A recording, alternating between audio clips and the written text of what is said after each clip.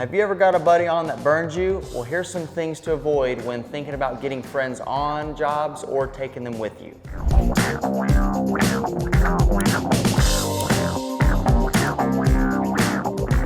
So, I remember years ago when I was running my company, I had a guy working for me and he was really excellent. And he kept saying, hey, can you get my buddy on? Can you get my buddy? Can my buddy come work for us? He's, and he's talking about all this stuff, and the job got bigger and we needed an extra hand. So I ended up hiring this dude's buddy, and that was a huge mistake because all the stuff he said may have been true, but when they got there, now it was they wanted to hang out, they wanted to catch up. So instead of the production doubling, because they got 2 people, the production went in half. It was pranking each other all the time. It was just like fun and games. So the buddy system in that situation didn't work at all. So are you going to help get people on like that dude did? It just depends, because I've got buddies on before and they actually ended up dragging up or burning a bridge with that company, and then the foreman or supervisor gives me a call and lets me know that they burned them. So it just depends. I'm kind of iffy on it, and a lot of my other buddies are too. You really have to know somebody and trust them to get them on. Now, personally, I won't get anybody on that I haven't worked with beside.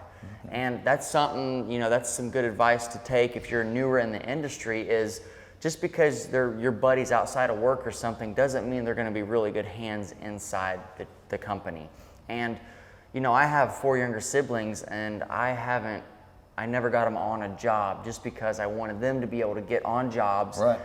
Use their skills to network and have that ability to get on jobs. And I've seen it a lot in the industry. I've seen people, they have a family member who needs work and they get them on, and that family member's lazy and not good for anything, and it actually hurts their reputation. And everybody knows it. It's just family members on the work site, they hire them just because they're family members, and it really hurts the company and it hurts their name.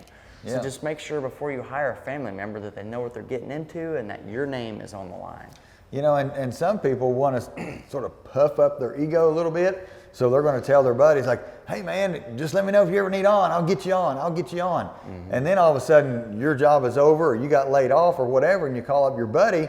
And now they've got to live up to that. And then it gets, well, the foreman's funny, or they're starting to lay off. They start making up excuses because they could never get you on in the long-term scheme. Now they just don't want to look bad for it. So be cautious when you try to put your life in someone else's hands and they say, yeah, just come over here to PA, we'll get you on, because it may not be the case. Right, and that's why it's so important starting out in welding to be able to find your own leads, network, and get your own jobs. Because if you start counting on other people in this industry, you're not going to be working for very long. So be able to handle your own business, get your own work, and just go where you want with that because you know how to do that. That's right.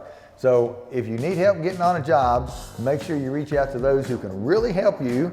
And if you're going to help someone get on a job, make sure that you've worked with them and you can super trust them, because it's not just your reputation's on stake, it may be your job as well. So hopefully you guys like this video. We'll be putting out more videos on our YouTube channel, so subscribe to that. And also check out our website. We have links, and we also have shop for clothing and a virtual tour. Until next time, see you there.